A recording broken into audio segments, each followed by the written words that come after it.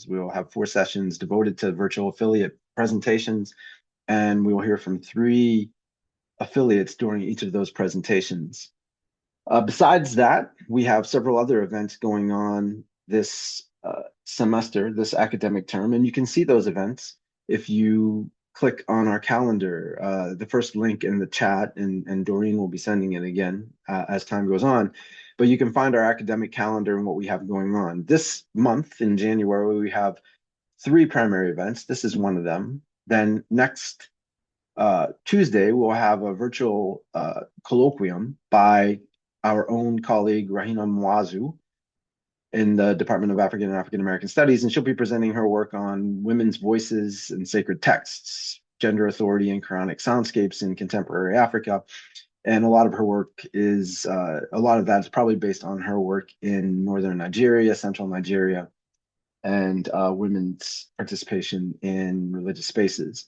And then I will also note that on Saturday, the 31st, we have a virtual symposium, all day long virtual symposium that we'll be doing in connection with our sibling area study centers here at the University of Kansas, the Center for Global and International Studies, the Center for East Asian Studies, Center for Latin American and Caribbean Studies, as well as African Studies institutions in Latin America at the El Colegio de Mexico, the Universidad Nacional Autonómica de Mexico, and the University of Costa Rica, and the Federal University of Bahia in Brazil. So we will do a day-long event where African Studies personnel from all those institutions will present some of their work. So, without further ado, let me get to the business of the virtual affiliate presentations. So today we have 3 people scheduled to appear to present their work. I see 2 of the speakers here. We may find the 3rd speaker after some time. We are planning to record the presentations. And the purpose of recording is so that our colleagues can see the presentations. Many of them, it seems, are unable to be here today for various reasons. So I will encourage the presenters to do 2 things. One, to check out our website on the Kansas African Studies Center, and beyond the website for the center, check out the University of Kansas and see if there are experts whose work interests you, and then take the opportunity to reach out to them. If you want us to serve as a contact, we can also serve as a contact. So for example, if you go to the history department at the University of Kansas and you see someone in the history department whose work interests you, you can inform me, you can contact them directly, or if you inform me, I can try to make an introduction. But this session will be there for them to see if you want to give them a brief introduction to your work. So we will also have it online if you want to direct other people to the introduction to an introduction of your work. Then this presentation will be there for you as well. So I anticipate that this will start a dialogue. I wish more of our colleagues were here today, but the fact that they're not here today isn't a problem because we can record it. So the first presentation we have will be from Olufemi Timothy Ogunbode, who is coming to us working in the Department of History at Ladoke Akintola, University of Technology in Nigeria. So, Dr. Ogunbode, please, the floor is yours. I will give you the opportunity to share your screen if you wish to do so. Let me see if I can actually do that. It should be open for you to share, I think. If it's not, okay, please. Sir. It's not coming up, sir. Okay, but you would like to share, right? Yes, I would like to share. Okay. So I'm trying to figure out why we don't.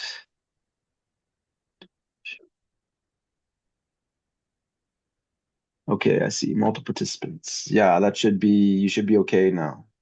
Can you do that?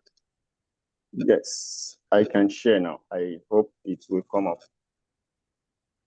Yeah, it's coming. So please, we do not know whether the third speaker will come, so please, I'm going to ask all the speakers to limit your time to 15 minutes. After 15 minutes, I will ask you to say your last thing. So I'm going to be more um, uh, ungracious than I might in other, just so we can keep the time and keep everybody sort of with equal opportunity. So I will now start the clock. You have 15 minutes, Dr. Ogunbode. Okay. Thank you very much, Prof. Good afternoon and good evening to everyone over there. Thank you for this rare opportunity to present my thoughts on my area of interest. This afternoon, this evening, I will be presenting a thought that speaks to the polarity of migrants in Baptist missions medical practice in Yoruba land from 1907 to 1986. I am Olufemi Timothy Ogunbode from the Department of History, Ladoke Akintola University of Technology, Nigeria. I'm also a fellow of Ife Institute of African Study and virtual affiliate of Kansas African Study Center, Kansas University. The diagram in the title page showcases the reflection of migrants. And this is the picture of the first medical missionary to Nigeria and to Yoruba land, which is our scope of study, in person of Dr. George Green and Lydia Green. To the introduction, Baptist Mission is a transnational religious institution where migration, religion, and medicine converge. It has diverse practitioners from Africa, African Americans, Euro Americans. They all brought together a varied training, culture, and faith to Yoruba land in the period of study. Migrant healthcare workers created hybrid system of blending biomedicine and Yoruba healing system. Mission hospital often preceded state facility, driving innovation and social change. Here we can see the picture of George Green when he was traveling down to Ogbomoso in 1907, when he was taking rest at a point. The research question centers on migration factors that actually propel this movement and how it was being organized. The second question this research will be responding to is community engagement. How did this migrant, this practitioner, this medical practitioners engage the people of Yoruba land in the period of study? And lastly, we'll also be responding to the question of the impact of the Baptist mission medical practice using these activities of medical Baptist migrants from Europe, from America, and from Africa also. The objective of the study is to examine why African Americans and Euro Americans practitioners joined the Baptist mission healthcare in Yoruba land. It's also to examine how the migrants, health workers, engage with local communities and shape medical practice. That is talking about community interaction. And lastly, talking about the impact on the health system of the people of Yoruba land. Here we can see the picture of Dr. Green, the first medical missionary between 1907 and 1944. And he served also with one of his patients in 1930s. The conceptual framework for this study highlight migration theory and medical anthropology and post-colonial historiography. So the migration study explained the medical mobility of faith-based network, which was enabled through these practitioners who came to serve under the umbrella of the Baptist mission. So they were a skilled set of people sent by the Southern Baptist Convention to represent the interests of the Baptist mission in Yoruba land. Also talking about the medical anthropology, which highlights the intersection of Western medicine and the Yoruba practice. So it's an hybrid of a kind of medical practice in Yoruba land. And then talking about the post-colonial historiography, this is to challenge the Eurocentric view by foregrounding African intervention and diasporic contribution to mission medicine in Yoruba land. That it is not only about the story from outside, there is also the story from inside. The methodology used, the approach is historical ethnographic method, combining archives, oral histories, and textual analysis. Under this, the sources include archival research, whereby mission and government records were engaged to review policies, recruitment, and institutional context of this study, talking about the polarity of migrants in Baptist mission practice. Also, the oral interview or oral history were also engaged, interviewing staff, patients, and community members to highlight lived experiences and cultural dynamics.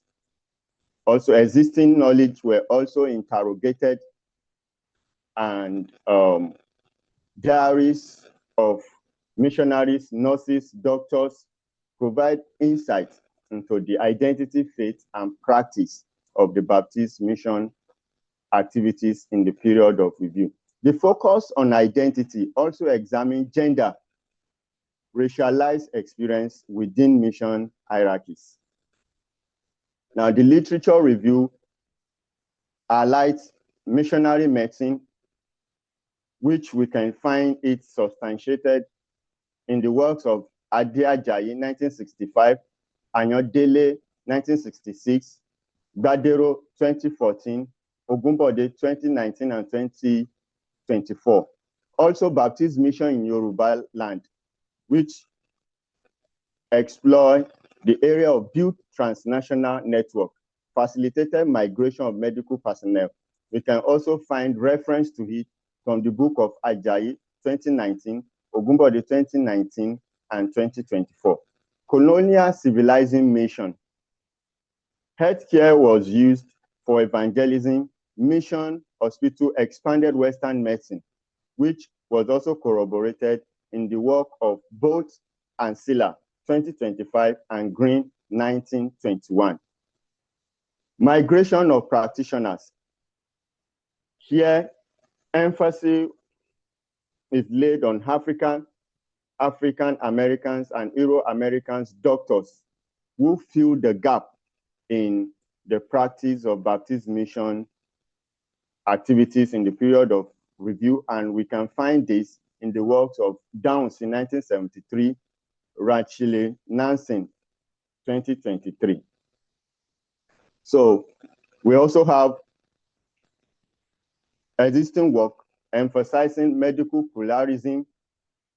Here we're talking about the coexistence of Yoruba healing tradition, creating hybrid system with the Western medicine. Patson, 1957, Ige, 2002, and report from Kenyatta University, 2022. We also have literature on post-colonial perspective, which reassesses legacies for granted African agencies or influences and adoption. Stilson, 2019, and Alade, 2022, made reference to this. Let me quickly move to the discussion. Under the discussion, we'll be examining the interpretation, theory, analysis of migrant medical practitioners and the transformation of mission healthcare in Yoruba land. Here we'll look at the central role African-American, Euro-American practitioner shaped Baptist Mission Healthcare Network and spread its expertise.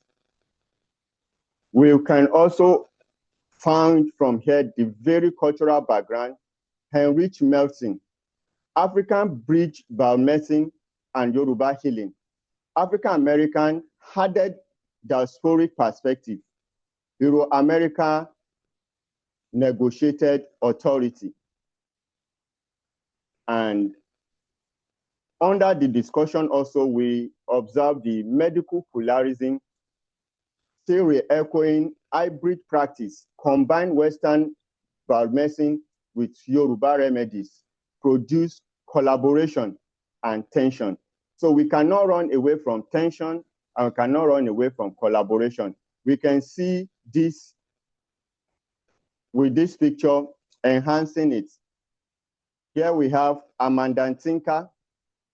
We also have Vilo. This person happened to be a Catholic person who also added value by joining the Baptist Mission healthcare practice in order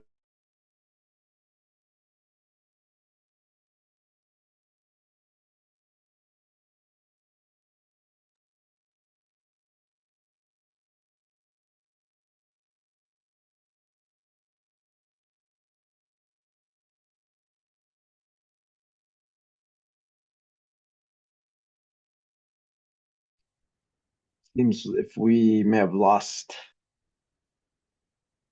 our speaker. Maybe he's having connection problems. Let's see. We'll give it a little bit of time.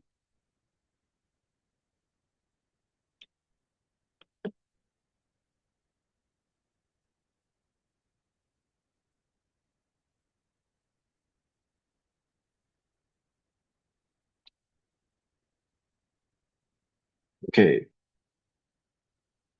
So yes, it seems like he is no longer with us. Let us wait for 30 more seconds and then we can proceed if he hasn't returned to us yet.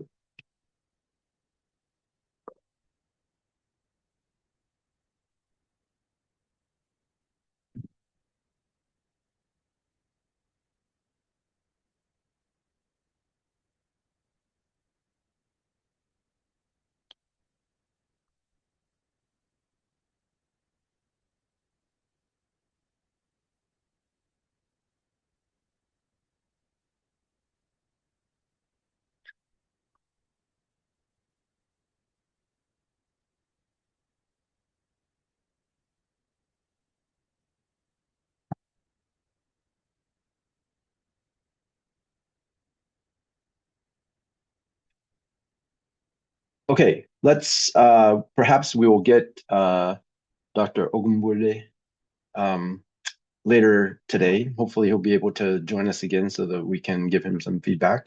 In the meantime, let's proceed to our second speaker. The second presenter for today is Dr. Pamela Muhadia Ngugi, who is coming to us from the Department of Kiswahili and African Languages at Kenyatta University in Nairobi, Kenya. Dr. Ngugi, please.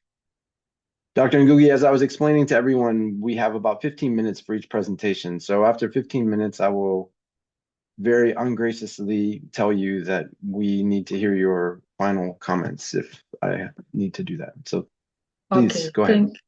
Thank you. Thank you very much, Dr. Professor Adams.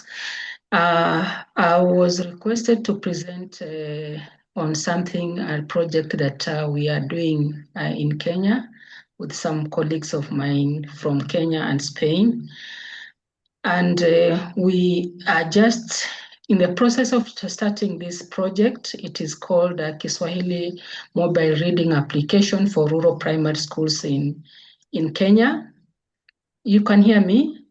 Yes, we can hear you. Okay.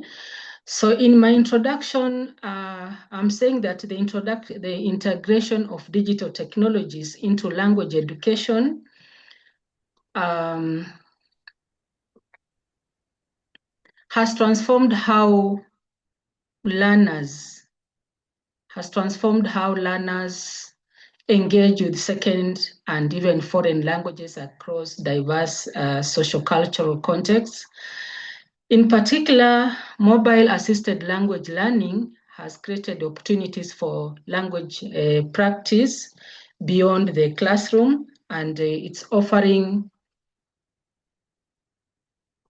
access to multimedia content and supporting learning autonomy.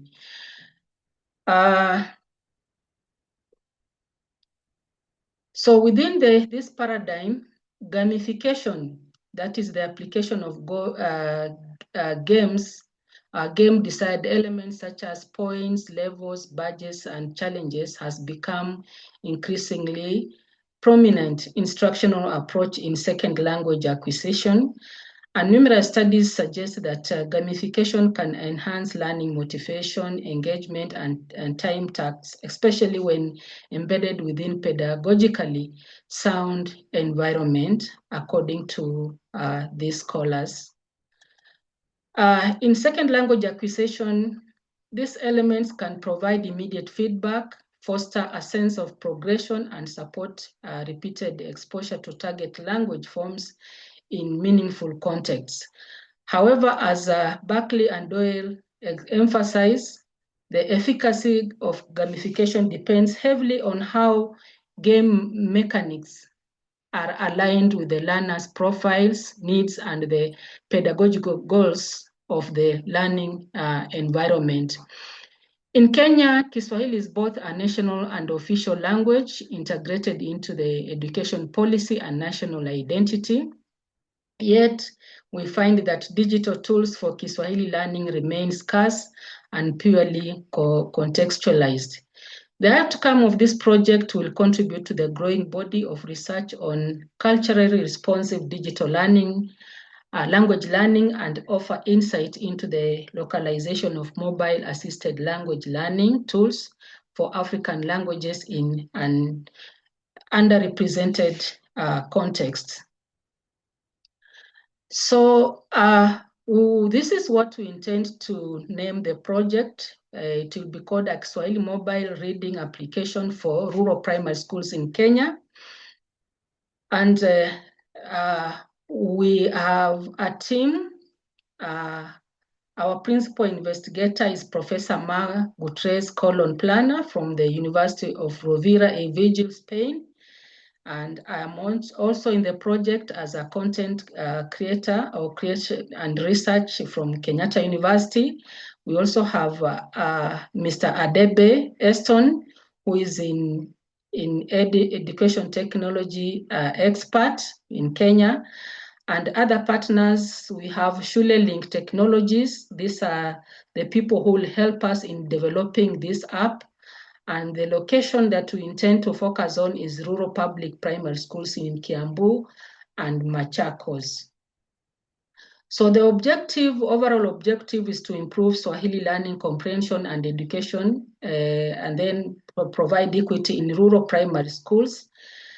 The mobile app will contain 10 original Swahili short stories by myself, and each paired with interactive comprehension activities developed by Shule Link Technologies for offline use on low level on Android device.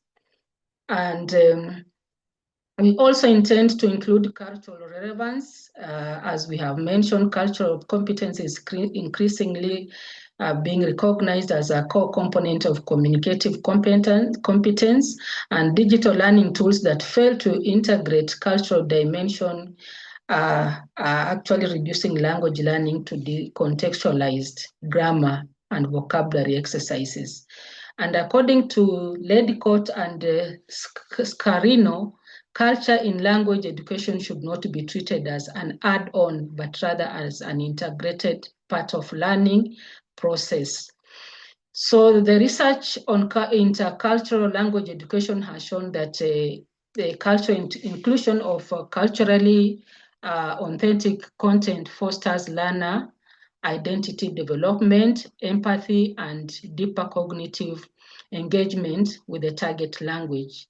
Kiswahili, as spoken by over 150 million people across East Africa, East and Central Africa, is not only a linguistic system, but a vehicle for cultural expression and national identity. Therefore, in this project, stories will reflect everyday rural living, bridging Kenya's oral storytelling traditions with the literacy, and the content aligns with the Kenya's competence-based education that focuses on really lived skills. Why do we want to focus on this? We look at the Kenyan educational context and digital literacy. Kenya's transition from the 844 system of education to the competence-based curriculum, which is now called competence-based education, has prioritized learners' autonomy, creativity, and the integration of ICT into instructions. And therefore, the government's digital literacy program aims to increase access to technology in primary schools, but the challenges that the government is facing or the schools are facing is the infrastructure disparities, particularly in rural areas. So while mobile phones are increasingly accessible even in low resource communities, few educational initiatives have fully capitalized on this potential for localized digital content delivery.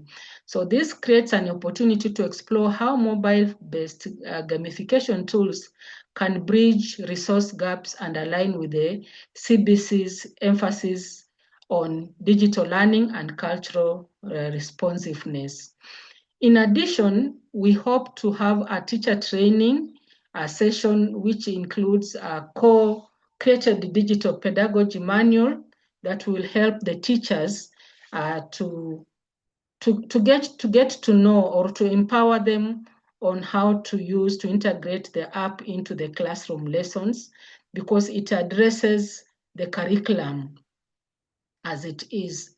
Then we hope that there'll be equity focus, address the scarcity of engaging Swahili reading materials in rural areas, and promotes education on gender equality, and then local empowerment by featuring Kenyan authentic and developers and the use of technology in schools.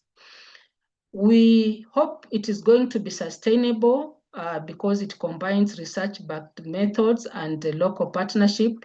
By the end of the project, we hope that the app and the teacher resources will be an open access and free for use and adaptation across Swahili-speaking East Africa.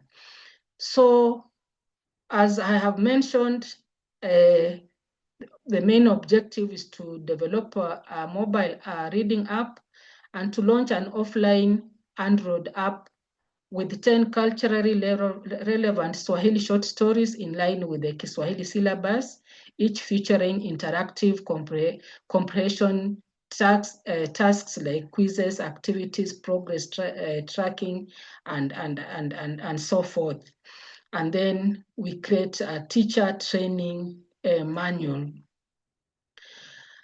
So this one is not yet, we have not yet started on the teacher training manual. We are now working on the stories where we are looking at the syllabus, and with that syllabus, we are coming up with a few these stories that will align with the culture of the cultural activities that will be imbibed in the app. So our target population will be learners, maybe mainly primary school children in rural Kenya who are in grade 4. And we first of all intend to focus on 2 counties, Kiambu and Machakos. This is because classrooms in public schools are often overcrowded with limited resources, especially in public rural schools, and many people speak local mother tongue at home, creating a gap with the school, with the Swahili used in school and hindering reading comprehension. And then reading is the primary way in which students are expected to absorb information across all subjects. So it will help the children to be able to concentrate in their reading as they engage with the app. So those who have not mastered its risk falling behind in their academic life. So the ability to read proficiently by the end of the 4th grade plays central role in the opportunities that they have. Looking at the literacy environment, we want to look at rural schools typically because we know they lack books and libraries or structured literacy program, leading to low reading motivation and influence. Therefore, we hope that with this app, it will be able to help the children in the rural areas, and especially those who do not have access to books at home. Cultural aspects, Kenyan traditions of oral storytelling are strong, and short stories are accessible and engaging for children. So they serve as familiar bridge to formal reading. Technology challenges, of course, many rural schools face unreliable electricity and limited internet. There is also high data costs that deter usage. So the project hopes to address this by offering an offline mobile app, making it practical for low resource settings. The app is pedagogically valuable within the Kenyan primary school context, and particularly in its alignment with age-appropriate literacy tasks and curriculum relevant content. So the teacher preparedness, rural teachers often have minimum training through the digital pedagogy and reading instructions. So we hope to come up with a teacher manual and training workshop that will help these teachers in ensuring the digital tools are effectively integrated in the learning activities. So our project's justification, reading comprehension is foundational for learning. So rural Kenyan students face barriers, and this leads to persistently low literacy levels. Innovative solution, the project uses mobile assisted language learning and gamification, the quizzes, badges, progress tracking to encourage, to give engagement and to even motivate the students. And research shows such approaches improve literacy outcomes for learners. The integration of gamification into digital language learning offers possibilities for engaging learners and enhancing language acquisition. Maybe I need to finish that we hope to have a local empowerment, and then we have a quality and viability project. We intend also to scale it up using existing mobile devices. We intend to scale it up, engage the Ministry of Education's competence-based education is learner-centered, and therefore we hope to engage the ministry to maybe understand what we are also doing, and if they can borrow an idea from us. We are in partnership with education stakeholders. One of our colleagues is actually grounded in broader policy engagement, and therefore we hope for him to participate. So as the stakeholders, as we have said, we have Professor Ma from Spain, myself, who is coming up with the Swahili stories, So and also ensuring that these stories they align to the curriculum. And then I'll also participate in developing the teacher manual. And other than that, we have worked on a similar project with Professor and one of our students who is also looking at something similar to that. Then we have Dr. Ngugi. Dr. Yes? Ngugi, can you please, we're out of the time for this, so if you could please just say your last few words, then we can move to the next presenter. Yes. Actually, I have finished, and what I wanted to say that this is a project that is in the process, and where we are is that we have only developed the stories, and we intend to share these stories with the teachers so that they can also approve them for us to allow us, because they are the ones on the ground, to allow us to see whether we have met the expectations. And after we have done the corrections, we now move to our other mobile, the mobile app development with the other group. So thank you so much for listening to me. And I hope that by the end of this year, we shall have done something. Maybe we can have the results where we can now take the app to the pupils, and then we see how they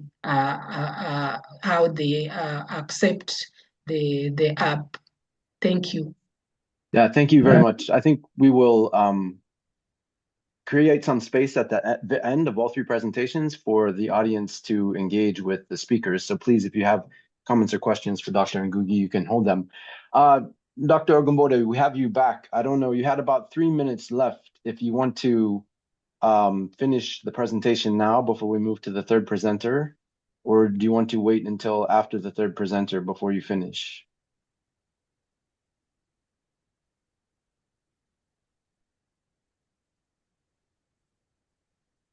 Yeah, Dr. Ogunbode, are you there?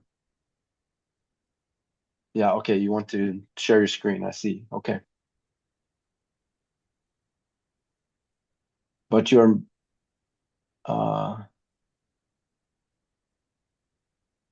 muted, so we can't hear what you're saying.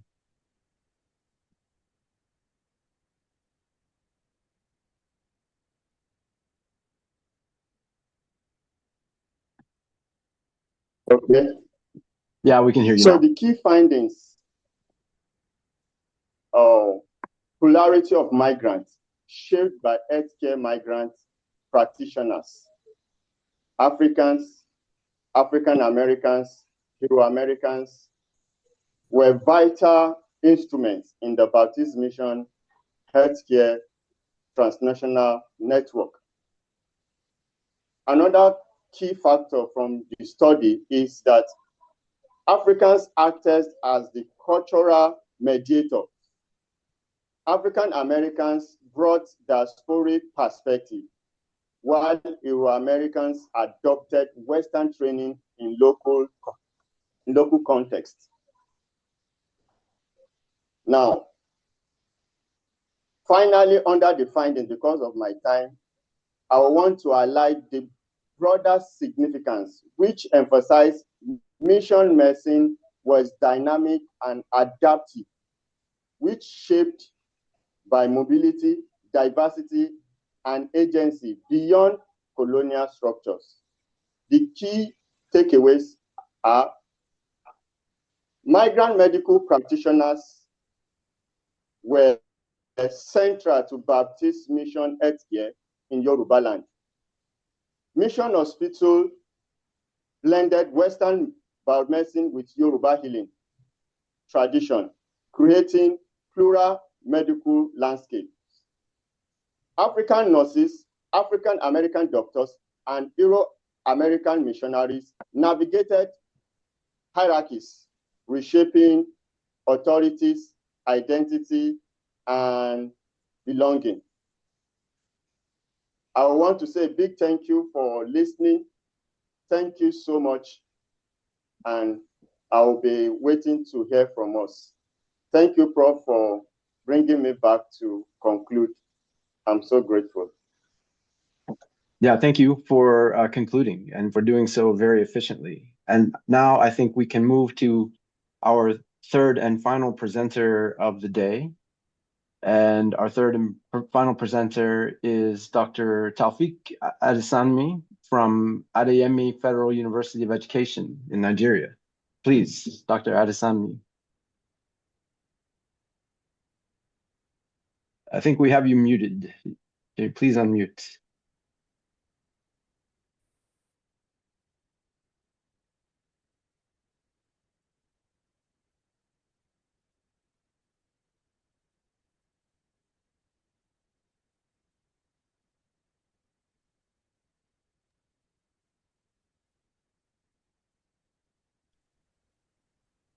Yes. How's everybody? Good evening. We can hear Can you. you hear me? Yes, we can hear you. Okay. Very grateful to be here again. Thank you for this arrangement. And a big thank you to all my previous speakers. Can you still hear me, please? Okay. All right. Well, you asked me actually to share my thought on my work and especially the present engagement and the future plan. So I more or less summarize everything in my presentation as I sent earlier to you. The caption is on negotiating identity at the threshold, a linguistic exploration of epitaphs and commemorative discourse in Africa and the diaspora. This actually sums up what the totality of what I've been doing and my plan for the future. So I try to highlight the areas of coverage. It will interest you that, yes, as one of your affiliates, which I have come to appreciate very much, my institution just, transitioned to a university status between 2023-24. And so we are more or less in the second year right now. And in the course of events, I've been the HOD in my department for, 3 years, 3 term running. And I just completed a couple of months back. So what we are doing today, this presentation is actually an area of interest in my career. And I feel highly honored to have my view here. Well, the new status of my university is a catalyst in itself for my progress and then the upgrade that I've been planning to have, which of course is already being enhanced by this program. So the need to reach out to widen our horizon, to widen my status and my perspective is actually has come to stay. To fit into the university, we really need to reach out and reach out wide. And that's why your program, your arrangement is very much appreciated. My specialization, since my PhD, actually focuses on the study of epitaphs. Epitaphs as part and parcel of the linguistic and visual expressions of emotions as touching the African belief, the African philosophy of death. Practically the Central African philosophy of death is very close in tandem with the philosophy of modern religions, especially Christianity and even Islam, because the two religions believe in a life after death. Well, the focus, my areas specifically can be found within the ambit of text linguistics, which reiterates that modular memorial text, as we talk about relating to epitaphs and the likes of wills, obituaries, death announcement, and all the likes, they share a lot in common. And they represent the dynamic linguistic or cultural artifacts that connect the past, the present, and the future. So it then means that epitaphs are not just limited in terms of relevance. They are not just limited to celebration or announcement of death of individuals as found on tombstones.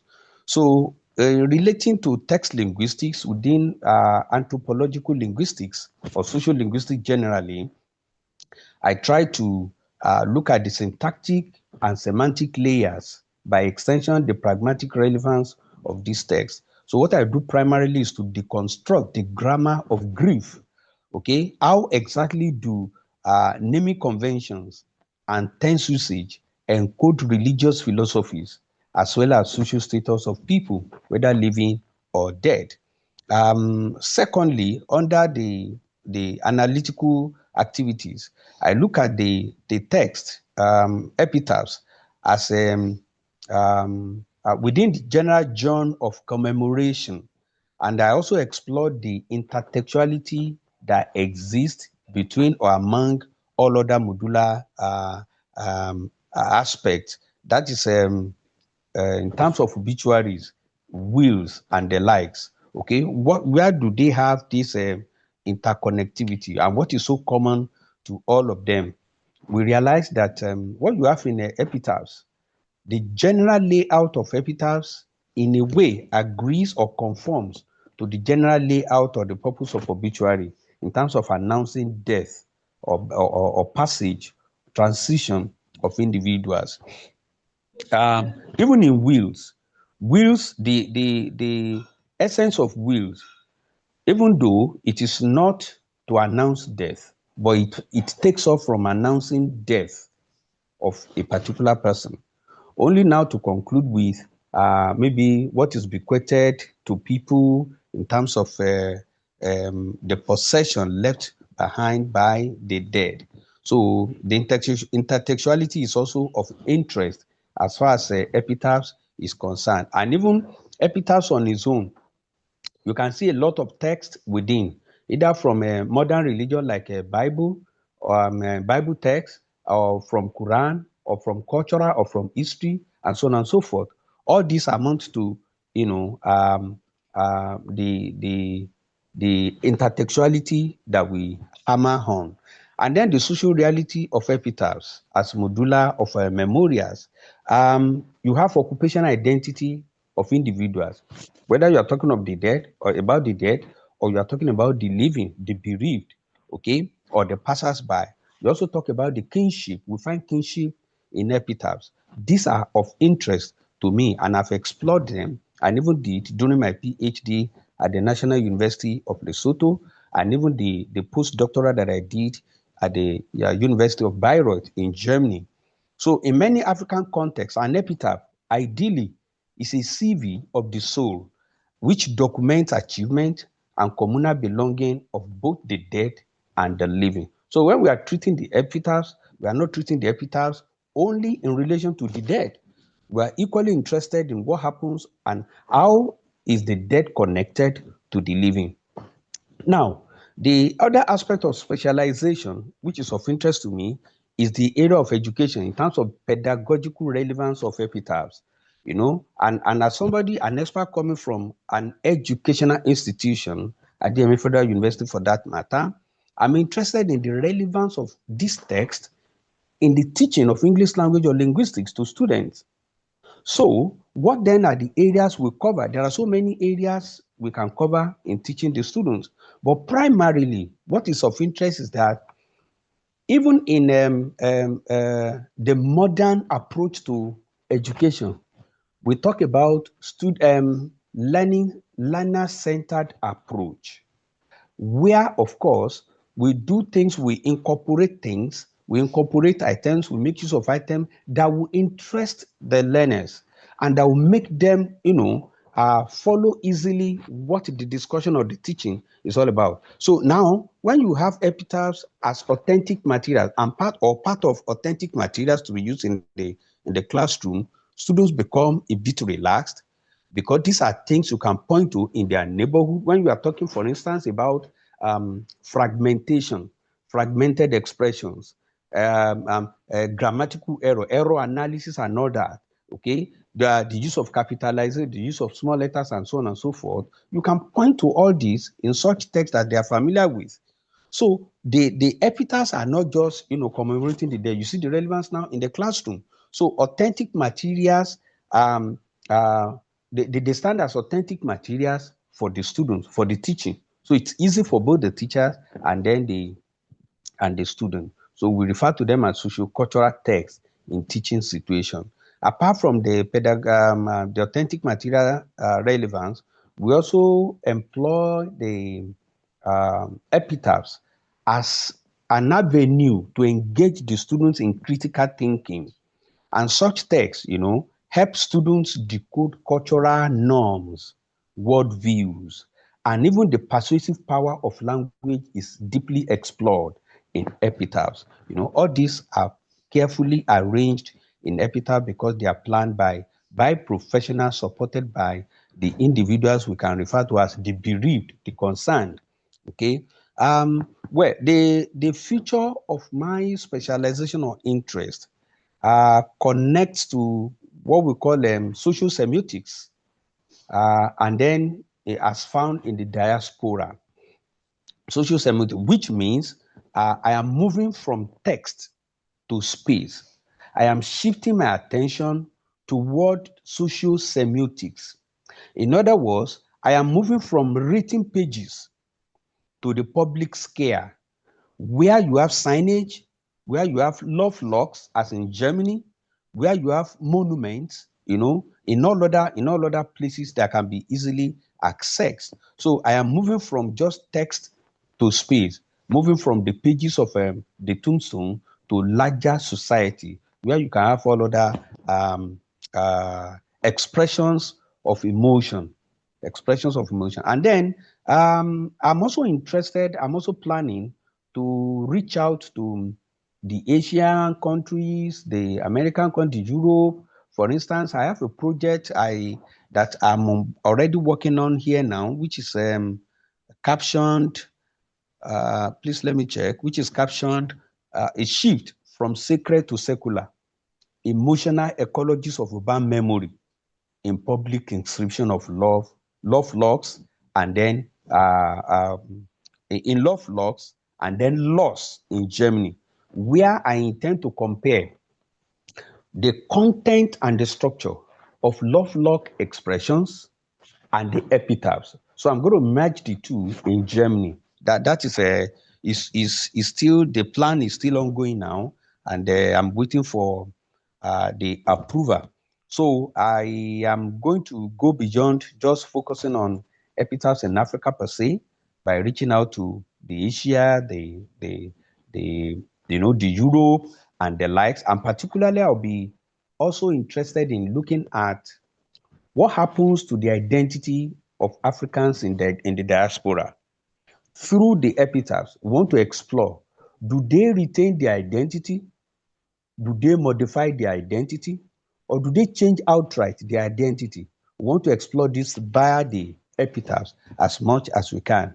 And by extension, and this should be the last part of it, I'm equally going to be focusing on the emotional turn of public expressions of emotion like this, as it connects a real aspect of research. That is where you have animal or pet cemeteries, where animals are buried. It will interest you that people still write epitaphs, a kind of epitaphs for animals. So we want to explore, do the people express the same feeling towards men as they express towards animal, or vice versa? So I'll be exploring this because while I was in Germany in the 2019 and 20, I had the opportunity of visiting some of these animal or pet cemeteries, and I saw a lot of things. Only that time constrained me. I couldn't do a lot there then. So I think the takeaway from this, my summary, is the fact that my work so far so good positions language as the ultimate vessel for social continuity and identity advertisement. And whatever is the form of interactions we have, and whatsoever is the plan we have, and whatever kind of identity we have, language is at the center. And this use of language in all these public spaces cannot be overemphasized. The need to explore more has arisen. And if we have the opportunity, I am ready to go extra mile in my exploration. Thank you very much. Yeah, thank you very much for that fascinating discussion. So I think we have some time now. Thanks to all the presenters for being very judicious about the use of time. So we do have some time for conversation between the presenters and themselves and the audience. But I will just lead off with a few things. I know Dr. Ogunbode, there's a student here. He may have come in. I couldn't tell if he was in the audience or not. He's a PhD student. His name is Ridwan Mohammed. He's also thinking about ideas related to medical mobility and in his case, reproductive mobility. And he's looking at Brazilian returnees to Lagos in particular and interested in medical mobility, basically. So there might be that might be one link. I know I emailed him during your presentation, so he may be viewing this, and I think that might be a fruitful conversation. Personally, yeah, I also am very interested in language. So both Dr. Ngugi and Dr. Adesanmi, I'm very interested in the presentations you had. I'm very interested in because I'm a psychologist by training, so emotion, but with a collective element. So these epitaphs and other forms of linguistic production are kind of a repository, I think, as you noted, of a kind of collective emotion. And I think it's very interesting to think about them comparatively as you're doing. So I'll be very happy to discuss that topic with you in the future, perhaps. But I'll be quiet now and ask all of you, is there anyone who has questions or comments for any of the presenters? Yeah, please, Akim Oladiti. Thank you very much. Thank you for giving me the opportunity to speak to the paper that were presented. I'll first talk about Dr. Ogumbode's work. The question I want to ask is, how did the Yoruba integrate healing practice with Western medicine in the Baptist mission? What I mean by this is, I want to know how the Yoruba people integrate their own practice of healing methods and medical practice in the Baptist mission. That is for Ogunbode. The second question is for Dr. Adesanmi. How is identity negotiated in the use of epitaphs in commemorative discourse in Africa and the diaspora? So I want to know, because he didn't capture it very well. That's my question. Thank you. So before we take that, let's collect the question. So please, if you're the respondent, keep that question in mind. We'll give maybe the opportunity for, let's see if there are other questions, and then we'll turn it back. Do we have other questions for any of the presenters? Yes, Adams Mututa. Right, so thank you so much, Dr. Adams, and thank you so much, colleagues, for the presentations. I came in a bit late, so I missed part of the first presentation. But my question goes to the second presentation from Professor Pamela Ngugi, specifically on the project of Kiswahili app, which I find very fascinating. But my question will be, how does the app account for the high rates of illiteracy on one hand, which are really prevalent in rural Kenya, and number two, the lack of infrastructure. Not many people who are in grade 4 have access to mobile phone now. Not many families have access to electricity. Actually, is not even there in primary schools. Rural electrification has not accounted for that. So while the idea is good, I think it will be maybe heading towards a very low adaptation. I don't know, but it is something that I would be interested to hear. Number two is about the question of update. Because the Kenyan system keeps on changing all the time. So the curriculum is always reviewed. At the start of the year, we have new books having been recommended by the government and the ministry. How will the app keep in touch with these realities on the ground? Because children are already overwhelmed. a grade 2 student is going with almost 20 textbooks each year. So how will they have time to also use the app? Thank you. Yeah, maybe I would just add, same vein, but I wonder if a critic is to say, the tool, ideally, maybe the purpose of the tool is to reduce some of the inequities in the education system, but does the use of the technology reproduce how would you respond to a critic who questions whether the use of technology will reproduce or widen the inequities in the education system? Let's hear from the presenters now. They can respond to those questions. So let's start in the order of the presenters, maybe Dr. Ogunbode.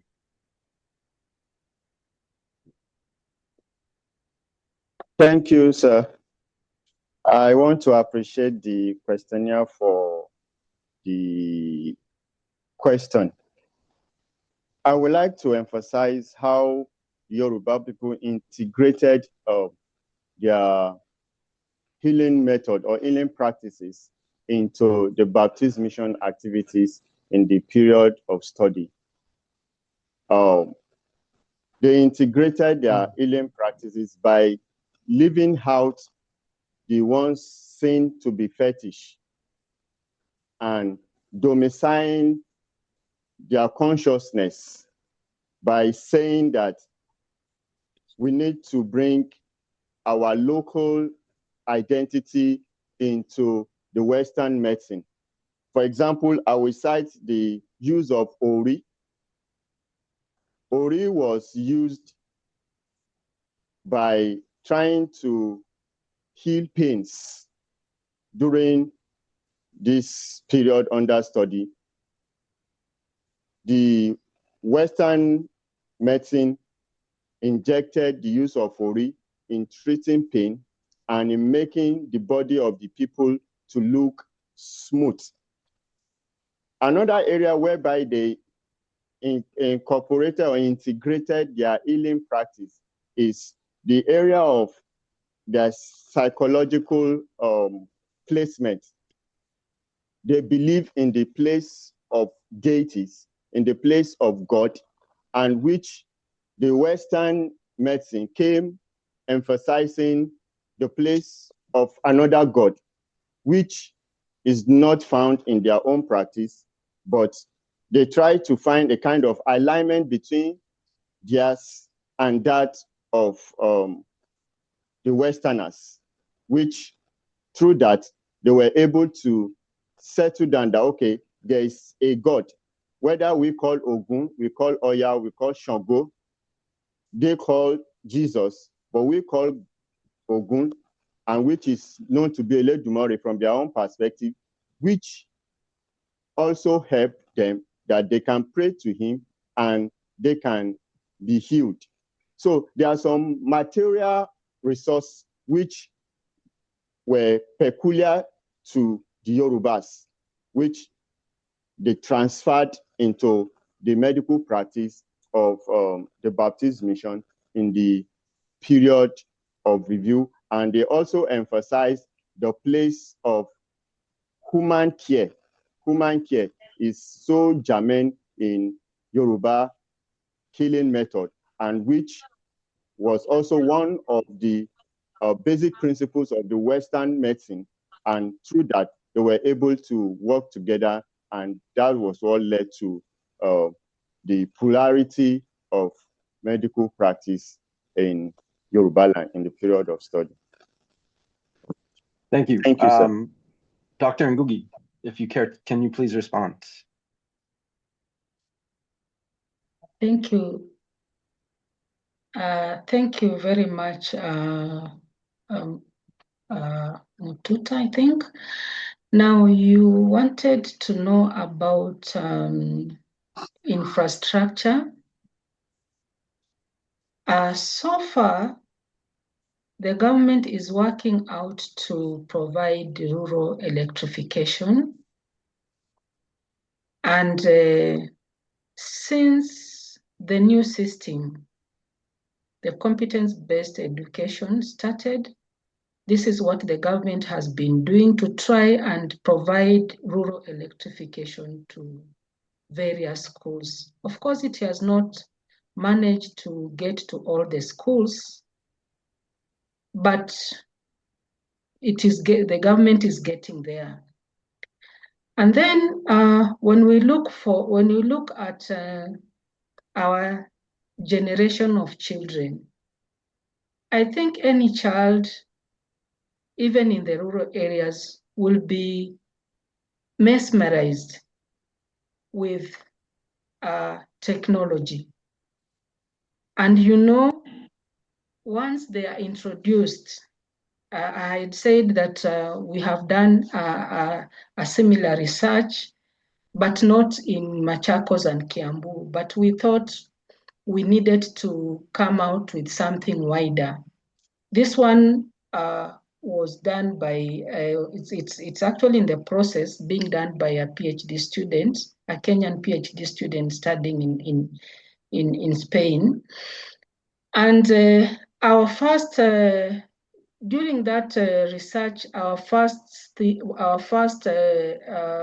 assignment was to, first of all, just see how many children, if they are given the gadgets, not only the phone, but any gadget that they can use to access, can they do anything with it? And the children showed that they can, if they are well trained, and this is why we also want to train the teachers, these children can use these gadgets. So the issue of accessibility, that one is there, and this is why we are thinking of, can we have an app that can be used offline? And then some schools actually have laptops. So maybe the schools that can have those, and then we install the app, that one will work for us. And regarding books, actually the system doesn't keep changing. It has only changed since 1981. We are now changing from the 844 system, we call it the 844 system. We are now changing to the CBC, which changed in 2017.